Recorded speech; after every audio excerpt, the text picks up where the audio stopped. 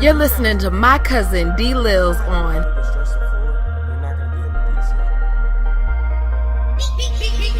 It's DLils you rockin' with HipHop and home runs. We don't criticize pros, man, it's all fun. Urban media, yeah, we talking sports, debating issues, spitting game on and off the court. It's HipHop and home runs. HipHop and HomeRuns.com.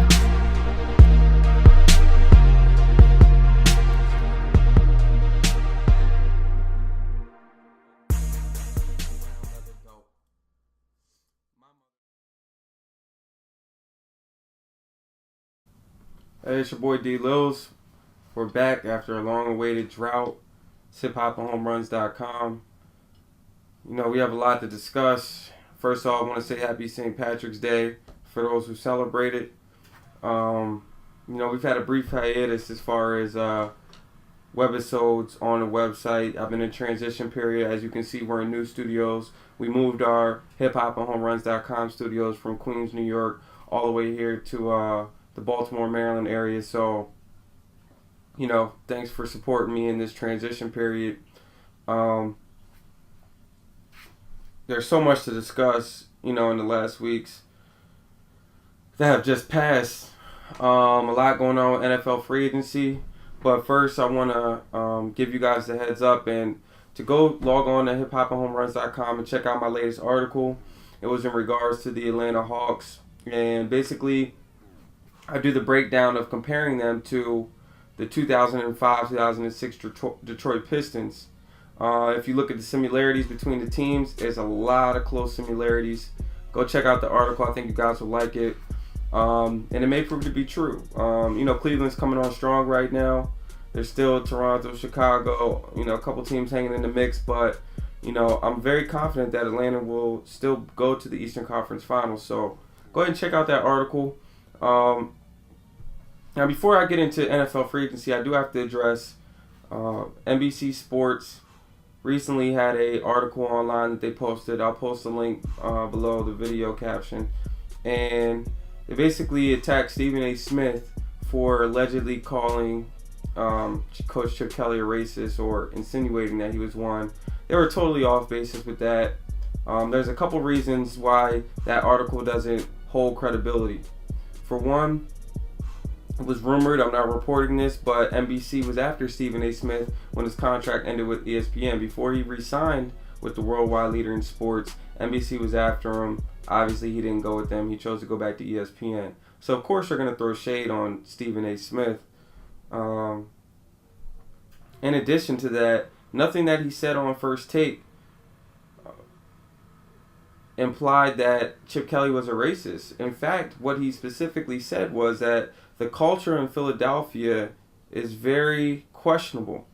You know, Chip got rid of Deshaun Jackson because of alleged gang ties. I mean, if you go to Deshaun's Instagram and Twitter, you'll see the way he writes his inscription. He leaves certain letters out.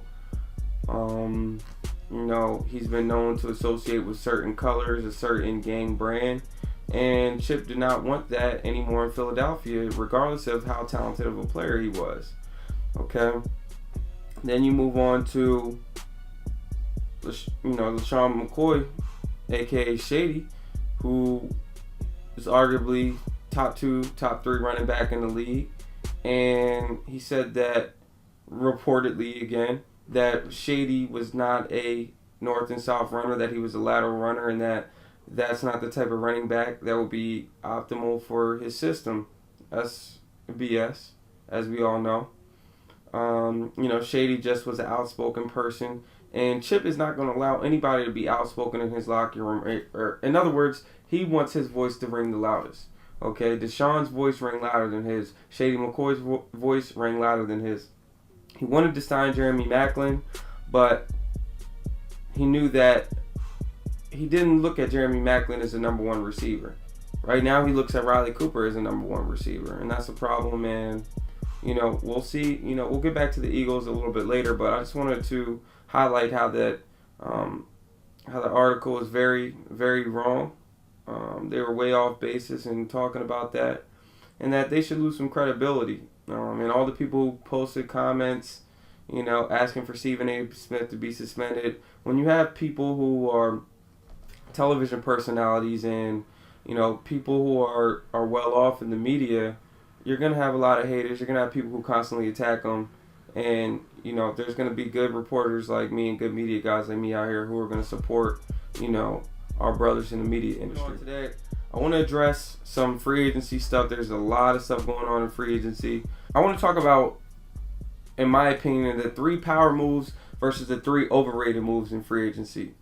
Okay, there's been a lot of stuff going on. Some teams I'll get to in later webisode, but for right now, I want to talk about the 3 power moves and the 3 overrated moves. So, what we have, let's go over the 3 power moves first. 3 teams who I think have made considerable power moves. First one I want to highlight, the New Orleans Saints. So let's talk about what the New Orleans Saints did in offseason so far. They traded for Ellerbe, the outside linebacker, who plays inside as well. They picked up Brandon Browner and CJ Spiller. Now, aside from them just being good names, they fit what Sean Payton and Drew Brees are trying to do down there in New Orleans. This is a division up for the taking. Okay, you had Carolina Panthers who finished first in the division with the losing record. Atlanta was second. Tampa Bay is, they're in a rebuilding phase. This is the worst division in the NFL right now, and the Saints have usually dominated this division over the past, decade or so, since the Saints were Super Bowl contenders. Cam Newton has led his team to the playoffs the last 2 years, but nonetheless, that I don't see them as a consistent dominating presence in the NFC South. Everyone was in shock and awe over the loss of Jimmy Graham. When you think about it, we're going to find out if Jimmy Graham was a product of the Saints and Drew Brees, or were the Saints and Drew Brees a product of a great receiver like Jimmy Graham. If you've really paid attention to the Saints over the years, Kenny Stills was a great receiver for them. Lance Moore was Marcus Colston was great. Jimmy Graham was great. They've had nothing but great stalwart. They've had nothing but great receivers during their time with the Saints who may have been average to marginal at best on other teams. So it's not a huge loss for them. Graham will be easily replaceable. I guarantee you their next tight end will have 750 yards receiving. You can record that. And like I said, as long as they have protection for Breeze, they got Max Unger out the deal. I think that was a good pickup. They're going to shore up some offensive line issues. They can move their starting center back to guard where his natural position is. And the Saints, they'll be right back in it. The problem was last year, Breeze was running for his life. He didn't have the best season, but he also didn't have his normal protection.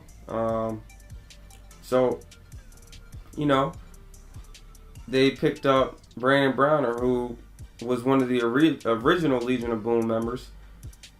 Big, physical defensive back. You saw what he can do. He worked wonders for New England.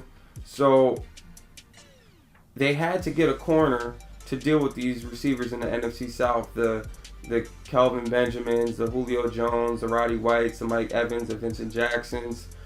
The NFC South is full of tall, big, physical receivers, and you can't try to cover these guys with guys like Mike Jenkins. Okay, you need big corners who can match up appropriately. So that's what I think they'll do. I think Browner will be a good pickup for them. CJ Spiller, what can I say? The way the Saints run their offense, they need viable pass receiving running backs. They need guys who can go out for the swing pass and make moves. They need guys who can run the screenplay. They need guys who can run to the flats. They do a lot with their running backs. CJ Spiller, I guarantee you, is the best running back that they've had in years. He's better than Pierre Thomas. He's better than Reggie Bush. He's better than Mark Ingram. He can carry the bulk of the load if he stays healthy. He's a young guy.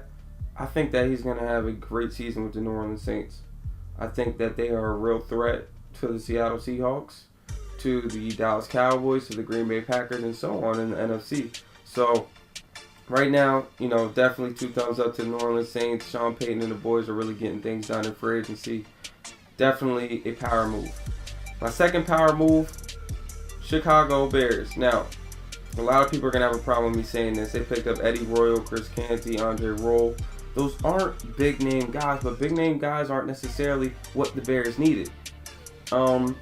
Number one, they have to instill confidence again in Jay Cutler. If you looked at John Fox, who is an underrated pickup for them, John Fox as a head coach has done well with veteran quarterbacks. Okay? He knows how to get a team to the Super Bowl. He's done it with the Panthers. He's done it with the Broncos. He's a winning coach. So, first of all, you have to give props where it's due. John Fox does know how to coach. The problem is he hasn't been able to get his teams to that promised land over that Super Bowl hump. He can bring you there, but he can't get you a win. So Chicago just needs to be relevant again. They haven't been relevant since they lost to Peyton Manning in the Super Bowl years ago. And I think that when you bring in Eddie Royal, and Brandon Marshall's out of the locker room, but he complements Alshon Jeffrey a little bit better. Alshon Jeffrey is just entering the prime of his career. Huge target out there. And you need a guy who's fast, who can still run all the routes in the route tree, who is, he's going to be able to beat most third corners out there, because that's what he's going to play. They have Santonio Holmes. They have a plethora of receivers who can play out in Chicago, but Eddie Royal is going to give him some depth. And, I think he has enough to, get 800 to 900 yards this year in Chicago, depending on what they do with the quarterback situation. Andre Roll, he is on the later end of his career, but with Chicago, their issue is not necessarily run defense. They gave up a lot of big plays in the passing attack. They gave up a lot of deep touchdown passes. They gave up a lot of deep 40-plus plays, 20-plus catch plays. And Andre Roll may not be the same hitter he used to be. He may not come up and provide great run defense, but one thing he can do is cover at the safety position. He did help mount a pretty decent New York Giants secondary, and I think he's going to really help the development of Fuller out there at corner.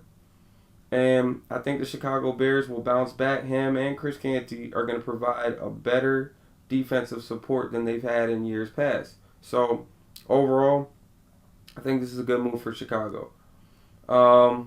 Moving on, the last one, pretty obvious what the Indianapolis Colts have done. As long as you have that guy Andrew Luck at quarterback, I think that they're going to be okay. But to bring in Frank Gore and Andre Johnson, so let's just talk about it. One, I don't want to leave out there University of Delaware alumni Mike Adams. He's going to bring some familiarity back to that defensive secondary, who was decent, who got Peyton Manning and them up out of there, so to speak. So, the Colts were nothing to whiff at on defense. They still need to do some things in their linebacker and the defensive line core, but I think they'll be okay. To bring in Andre Johnson, this is such an underrated move. First of all, Andre Johnson has never had a perennial Pro Bowl quarterback throughout his career. He had one season where Matt Schaub did great. He's about to play with one of the top 5 quarterbacks in the league. Yes, he's a little bit older. Yes, he is on the other side of his prime. But he still has enough. He's not Reggie Wayne, who's, barely getting up and down the field. Andre Johnson has enough in the tank. He didn't play that many snaps last year. And DeAndre Hopkins were, if there was any one receiver sets, if there was any one receiver split tight end sets, it was DeAndre Hopkins that was out there, not Andre Johnson. He has a lot left to show, and he's going to play so motivated. Expect Andre Johnson to be in the top 3 in the AFC in receiving, and he will have a Pro Bowl season. You can go ahead and stamp that. He still has the ability to stretch the field. He still has the ability to win jump balls. The fact that you're going to have T.Y. Hilton, okay, and you're going to have the other kid from Ole Miss on the other side, defenses are going to have problems.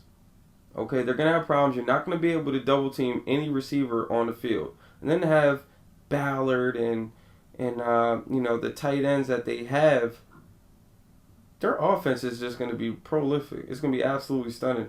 And teams, I fully expect them to win the AFC South again. But then to add Frank Gore.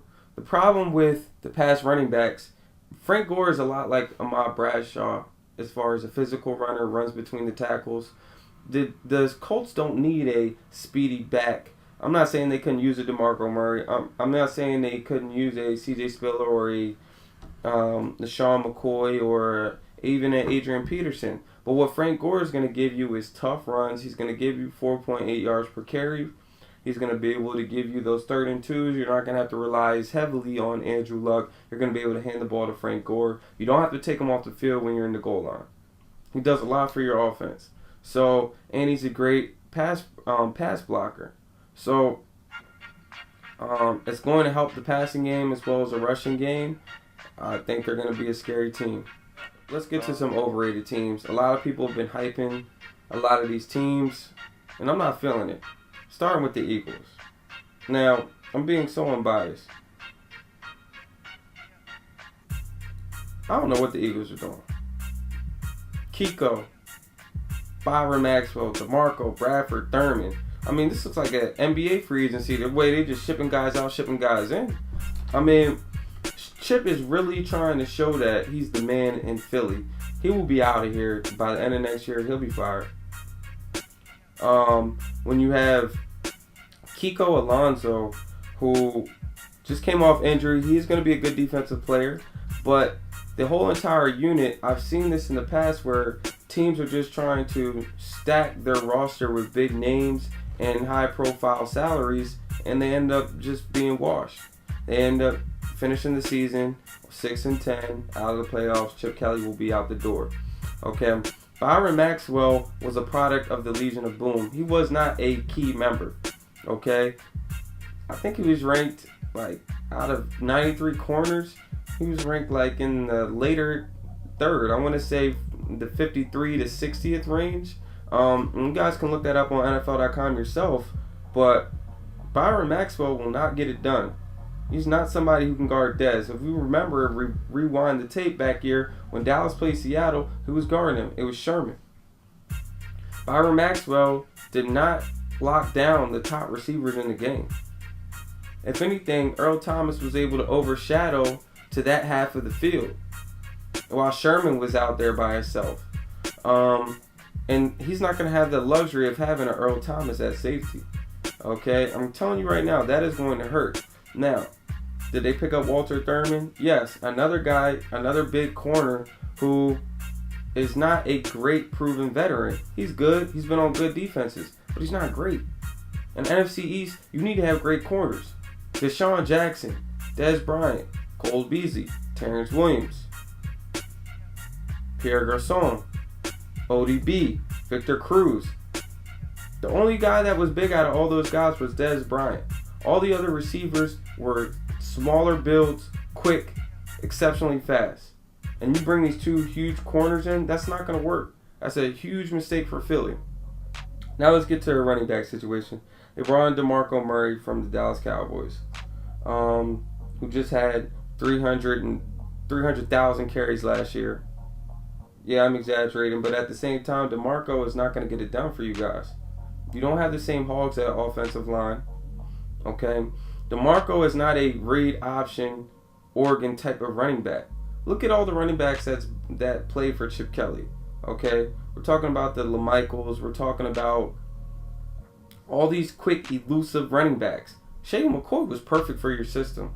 He was perfect. Now you get a big thumper running back who runs downhill, runs shoulder squared, and tries to power over defenders. That's not going to work in this offense because he's going to have to read quickly from the line. He's going to have to make a lot of lateral moves. He's not that laterally quick. He's not an Emmitt Smith type of guy. He's not a Curtis Martin type of guy. He's not a Barry Sanders type of guy. He's a downhill runner. That's not going to work for the Eagles. I'm telling you, that was a bad pickup. Okay? Then, let's talk about the biggest pickup, Sam Bradford. Sam Bradford has played about as many games in the NFL as Vince Young. Okay? Hasn't proven anything. Hasn't had a winning season. If you sneeze on him, he'll break his collarbone. And you put him in a physical NFC East, in your offense, there's no way you're going to be able to run your offense with Sam Bradford. There's no way. People will go at the running back every time. They will not respect the fake handoff at all. You will never see anybody fooled by this fake handoff. At least when you had the Mike Vicks and you had the Nick Foles, people had to pay attention to Nick. Like, okay, he may once or twice a game take off and run with it for about 8 to 12 yards. People are not worried about Sam Bradford running the football. I promise you that. If Sam Bradford keeps that football after an option run, he will be demolished. And now you have Mark Sanchez back as your starting quarterback, which was another bad decision to re-sign him for 3 years. Don't know what Eagles are doing. Don't know what Chip Kelly's are doing. But, again, huge overrated move. Another overrated move. Seahawks picked up 2 players, Jimmy Graham and Kerry Williams. Okay? Now, everybody's, oh my goodness, Jimmy Graham is on the Seahawks. Let me tell you why that's an overrated move. The Seahawks do not use their tight end as effective as other teams in their offense. Okay? Now, if they play him at receiver, well, that would be a different story. But if he plays the tight end position, one, he's not a great run blocker. He's not a great pass blocker. Okay? He's a great red zone, okay, I can throw the fade to you. He can stretch the field a little bit because he has safeties on him. But he's a little bit of a chump. He's a little bit soft with a capital T.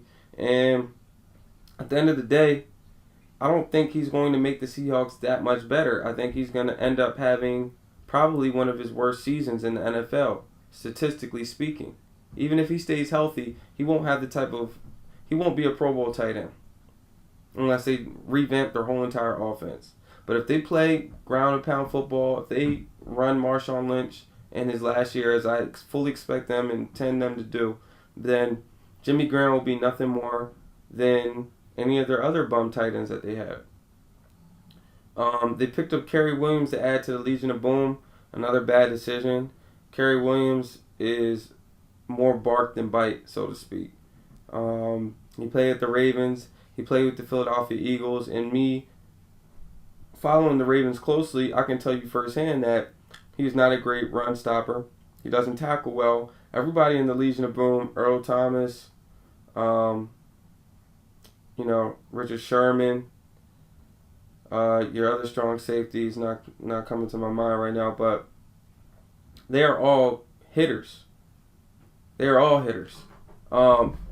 And to have Kerry Williams come to your team and expect him to be a great part of this Legion of Boom, they're in for a rude awakening. I don't think that he's going to be able to provide the same type of run support. And when you put him in one-on-one situations, Cam Chancellor, how could I forget? That's his name. No disrespect to Cam. Sorry, I forgot you, buddy. But, yeah, he's not going to be able to provide that lockdown defense on one side of the field that they expect him to do. Even with Philadelphia Eagles, he was beat a lot by other NFC East receivers. Now, the receivers in the NFC West are not as prolific, but they're still decent enough where to be out there on an island by yourself, you're going to have to be able to cover. You're not going to... Now, yes, you're going to have Earl Thomas back you up, and yeah, will he be able to keep them afloat? Yes.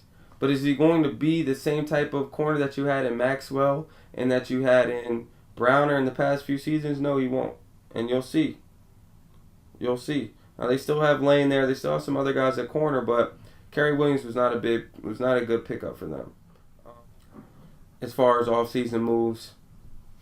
And this may surprise you, but the Tennessee Titans have picked up Brian Arakpo, Anthony Fasano, and Harry Douglas, the 31-year-old Harry Douglas.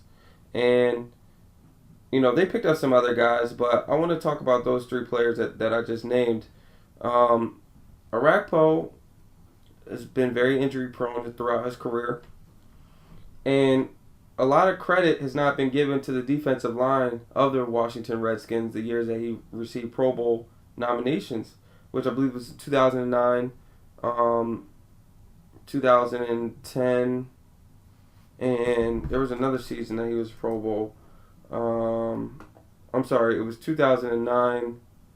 Oh, 2009, 2010, and 2013. I was right. So Brian Arakpo is not the type of guy who is going to be a difference maker all by himself on that defense, especially without help on that defensive line. We'll see how it plays out. Anthony Fasano, the most yards he's had in the season is 528. And that was with the Kansas City Chiefs and Alex Smith throwing to him. Matter of fact, it wasn't. It was with the Miami Dolphins. He's not a great threat at tight end. And you don't even know who your quarterback is going to be next year. You just had Jake Locker, who retired. Even if you pick up a Mariota or a Jameis Winston in the draft, they're not going to instantly bring you success in Tennessee. Not when you have to play J.J. Watt twice a year. Not when you have to play Andrew Luck twice a year. I'm sorry, it's just not going to happen. You're not going to win. The Titans are about 3 to 4 years away from AFC South prominence. They just are. So, Anthony Fasano was not a big pickup, in my opinion, and it was definitely overrated. So was Harry Douglas. Harry Douglas is 31. Will be turning 32 this year. Marginal receiver at best. Did okay for Atlanta, but he was always the third receiver. And even when Roddy White went out with injuries, even when Julio Jones was out with injuries, Harry Douglas didn't man the ship. He had opportunity to put up Pro Bowl numbers in a very pass-heavy Atlanta Falcons offense, and he didn't. When it was time for him to step up, in spite of injuries, he did not step up. He was still very average. Couple 100-yard games sprinkled here and there, but he didn't give you consistency. Okay, and he's not a very physical receiver. He's a fast guy, and at age 31, if he goes out there trying to run streams, he's going to pull his hamstring. Straight up. So, Titans, another overrated move, overrated free agency signings. Huge article coming up about black quarterbacks in the NFL. And I want you guys to go ahead and check that out in a few days. I'll be recapping NFL free agency probably by the end of next week. There's still a couple big names out there, and we're just going to try to pay attention and watch those closely. And I'll also give you my thoughts on the NBA season this far and who I think should and is the NBA MVP at this point. Tune in. It's DLils, HipHopHomeRuns.com.